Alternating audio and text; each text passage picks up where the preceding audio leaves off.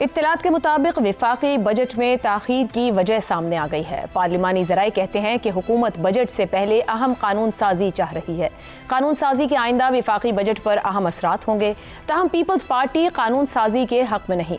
पार्लिमानी ज़राए के मुताबिक बिलावल भुट्टो जरदारी ने शुगर वैली में अपने खिताब में वाज़ेह पैगाम दिया है कि पीपल्स पार्टी मुजव्वज़ा तरामीम की मुखालफत कर रही है। बजट इजलास से कबल तरामीम ना हो सकी तो आइंदा माली साल में तब्दीलियां नहीं आ सकेंगी। पार्लिमानी ज़राए का कहना है कि पीपल्स पार्टी को मनाने के लिए अहम शख्सियात को टास्क दे दिया गया है। बिलावल भुट्टो को मनाने के बाद ही बजट इजलास की नई तारीख दी जा सकेगी। यूं बिलावल के गिलगित बल्तिस्तान के इंतखाबी जलसे में दिए गए बयानात महज इंतखाबी नारे नहीं बल्कि विफाक और सूबों के इख्तियारात के दरमियान जारी बहस के तनाजुर में एक सियासी पैगाम के तौर पर देखे जा रहे हैं। बिलावल ने कहा कि गिलगित बल्तिस्तान, आज़ाद कश्मीर, कराची और गवादर के फैसले इस्लामाबाद में बैठे हुए बाबू नहीं बल्कि मकामी अवाम करेंगे। बिलावल ने बेनज़ीर इनकम सपोर्ट प्रोग्राम को सूबों के हवाले करने की तजावीज़ को भी तनकीद का निशाना बनाया और इसे प्रोग्राम को अमलन ख़त्म करने के मुतरादिफ करार दिया और कहा कि इस प्रोग्राम को ख़त्म करने की साजिश नाकाम बनाएंगे। आज स्कर्दू जलसे में भी बिलावल भुट्टो ने खुलकर 18वीं तरमीम में दी गई सूबाई खुदमुख्तारी की हिमायत का ऐलान किया। इन बयानात को मुजव्वज़ा 28वीं आईनी तरमीम के तनाजुर में देखा जाए तो कई सियासी सवालात जन्म लेते हैं। इत्तलात के मुताबिक इस तरमीम के जरिए कराची और गवादर के बाज़ इंतजामी और माशी मामलात को विफाक के कंट्रोल में लाने पर गौर किया जा रहा है, जबकि बेनज़ीर इनकम सपोर्ट प्रोग्राम में भी तब्दीलियों की बातें सामने आ रही हैं। यूं बिलावल के बयानात ऐसे किसी मुमकिना इक़दाम के खिलाफ पेशगी सियासी मोर्चाबंदी महसूस होते हैं। यह भी मुमकिन है कि बिलावल भुट्टो जरदारी अपने वोटर्स खुसूसन सिंध के अवाम को यह पैगाम देना चाहते हों कि पीपल्स पार्टी अब भी सूबाई खुदमुख्तारी की अलंबरदार है। दूसरी तरफ यह सवाल भी अहम है कि क्या ये सख्त मौक़िफ़ वाकई मुस्तक़बिल में मुज़ाहिमत की शक्ल इख्तियार करेगा या फिर ये किसी सियासी सौदेबाजी के लिए दबाव बढ़ाने की हिकमत अमली है। असल सवाल यह है कि क्या मौजूदा हाइब्रिड निज़ाम में पीपल्स पार्टी विफाकी ताकत के मराकज़ के मुकाबले में इतनी सियासी क़ुव्वत रखती है कि किसी आईनी तरमीम के खिलाफ डट कर खड़ी हो सके। अगर 28वीं तरमीम पार्लियामेंट में आई तो बिलावल के मौजूदा बयानात जो मुखालिफत का वाज़ेह इशारा ज़रूर है, मगर क्या ये मुखालिफत अमली मुज़ाहिमत का रूप धार पाएगी? इसी सूरत बयानात और डेवलपिंग सिचुएशन पर अपने पैनल के सामने सवाल रखेंगे। हमारे साथ हैं ज़ैगम खान, शहजाद चौधरी, रज़ा रूमी और हसन निसार साहिब। प्रोग्राम का सवाल आप सभी के लिए।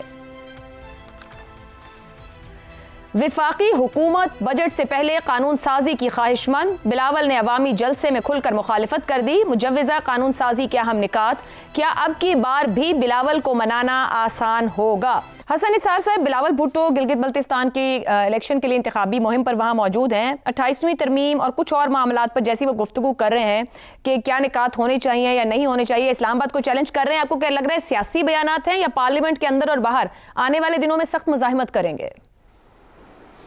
अच्छा, ये आइन साजियाँ, कानून साजियाँ, तरमीम साजियाँ, जितनी संजीदगी से हम इस पर गुफ्तगू करते हैं मुझे तो अपने आप पे हंसी आती।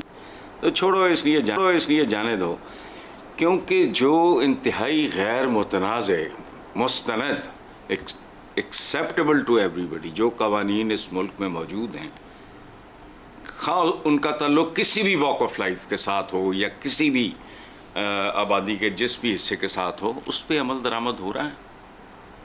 क्या लेके बैठ जाते हैं? हम अजीब लोग हैं। सवाए लफ्ज़ों की लूडो खेलने के और कवानीन का कैरम बोर्ड खेलने के अलावा बाकी सब बेमानी और बोगस है। देखो, बात सुनो, एक छोटी सी बात, ये सारे अखबारों में छपा है। पुलिसिए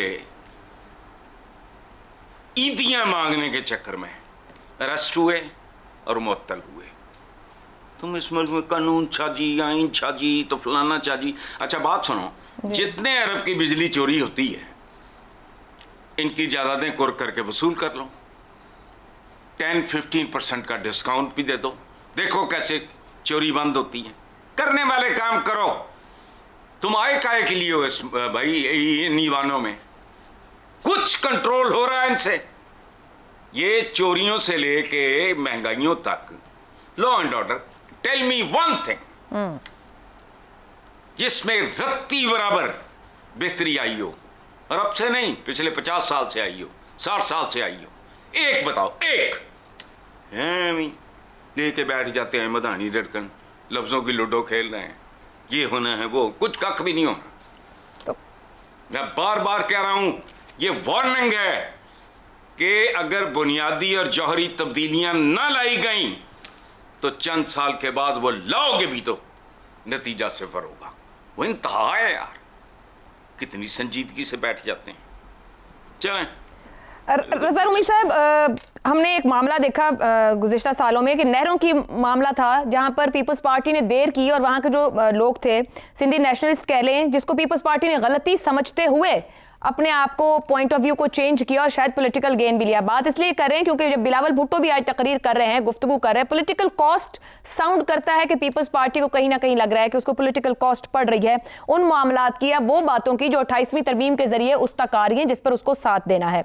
जब वो कहते हैं गिलगित बल्तिस्तान, आजाद कश्मीर, कराची, गवादर के फैसले इस्लामाबाद से नहीं होंगे, तो क्या वो इन छोटी इकाइयों को कोई मैसेजिंग कर रहे हैं, कोई सियासी बयानियां देकर मुतहद करने की कोशिश कर रहे हैं, या just for the sake of political statement या कुछ गेन करने के लिए, अगर उन्हें 28वीं में खड़ा होना है वो गेन करने के लिए आज स्टेटमेंट्स दे रहे हैं जो जीबी में बात कर रहे हैं? देखिए, बिल्कुल गेन करने के लिए ही सियासत कर रहे हैं ना। और गिलगित बल्तिस्तान में है, 7 तारीख को वहां पे इंतखाबात हैं और ना सिर्फ वहां भी अपना एक पैगाम दे रहे हैं। आपको पता है कि गिलगित बल्तिस्तान में भी जो मूड है काफी देर से वो कुछ इस्लामाबाद से नाला दिखाई देता है। इसलिए जब आप ऐसी बात करेंगे, मरकजियत के खिलाफ बात करेंगे, तो वो मकबूल होगी इस तरह के इलाकों में। और बाकी जो सिंध में तो बिल्कुल यही सियासत चलती है और चल रही है। और तो ये तो उसकी एक सियासी फिलहाल साइड है, लेकिन ज्यादा गहरी बात आपने खुद कर दी है और अभी उसका जिक्र भी हो गया है कि इस वक्त एक शदीद किस्म की जिसे कहना चाहिए तनाव पैदा हुआ है जो कोलिशन है मौजूदा उसके अंदर। और वो है 28वीं तरमीम, मुजव्वज़ा तरमीम के जो मुख्तलिफ नुकात हैं उनके ऊपर इत्तफाक राय नहीं हो रहा। और पाकिस्तान पीपल्स पार्टी जो है वो 2 बुनियादी और अहम जो उसके नुकात हैं उस पर अग्री नहीं कर रही। और वो क्या है, एक तो मजीद सूबे बनाने का इख्तियार जो है वो नंबर 1, और नंबर 2 जो वसाइल की तकसीम मरकज से सूबे तक, उसमें नेशनल फाइनेंस कमीशन का अवार्ड भी है और तरमीम भी है, उनका जिक्र हो चुका है। और ये दोनों चीजें ऐसी हैं कि इसके ऊपर पाकिस्तान पीपल्स पार्टी की अपनी सियासी जो साख है और अब खुसूसन सिंध में वो शदीद तौर पर मुतासिर होगी अगर वो एक भी मुतालबा मान ले।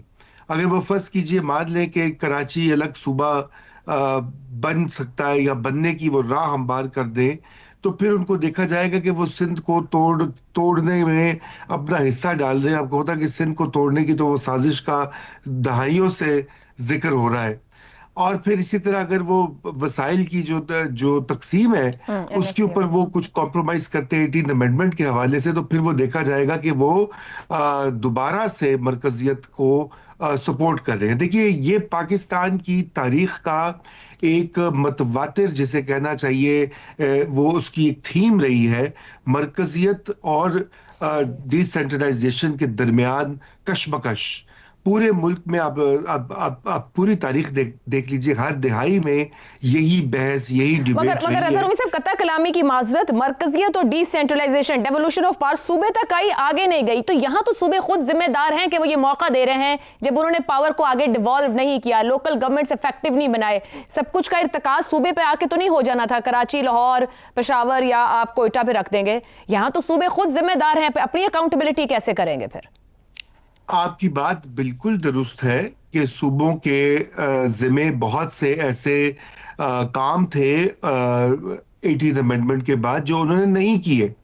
और लोकल गवर्नमेंट्स का आपने जिक्र किया, रेवेन्यू रेज करना था, लेकिन क्या मरकज ने वो किए? बिल्कुल नहीं।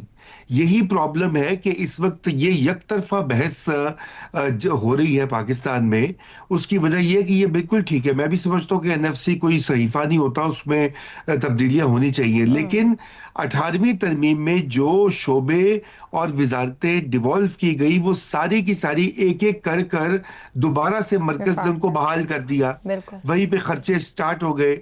ये इस वक्त 1 खरब रुपए की जो loss making public sector corporations हैं वो मरकज ने क्यों अभी तक उनका कुछ बंदोबस्त नहीं किया। पीआईए खुदा करके मेरे ख्याल से वो हुई है प्राइवेटाइजेशन, और वो भी बड़ी सस्पेंस और ड्रामाई अंदाज में, और कुछ भी नहीं, मतलब वही जो लोकल पार्टीज है उनके हवाले कर दी। तो भाई बाकी जो 1 खरब रुपया मरकज जाया करता है, जाया क्या से मुराद है कि वो टैक्सेस उनके ऊपर हमारे जाते हैं अवाम के, उनका कुछ बंदोबस्त करे, या तो उनको मुनाफा बख्श बनाए या उनको बेच दे। इसी तरह और बहुत सारे शोबे हैं जहां पे कॉस्ट कटिंग हो सकती है। तो मैं ये समझता हूं कि दोनों तरफ मसाइल हैं, एक तरफ नहीं है। और इसका बेहतरीन तरीका एक डायलॉग और डिबेट से होता है। डिबेट तो हुई नहीं इसके ऊपर। अब नए सूबों का मसला देख लीजिए, अभी तक पार्लियामान में इसके ऊपर कोई गुफ्तगू नहीं हुई। बहुत ही वैलिड सवाल रजा रूमी साहब आपने उठाया। यही सवाल बनता है, कितने अहम मौजूआत हैं जिनके ऊपर पॉलिटिकल हेड्स अगर गुफ्तगू करें तो क्या आवाम के नुमाइंदे पार्लियामान में मौजूद हैं, और क्या समझते हैं कि वो इन मसाइल के हल में अपना कोई किरदार अदा कर सकेंगे हैं या नहीं, ये अपनी जगह एक सवाल है।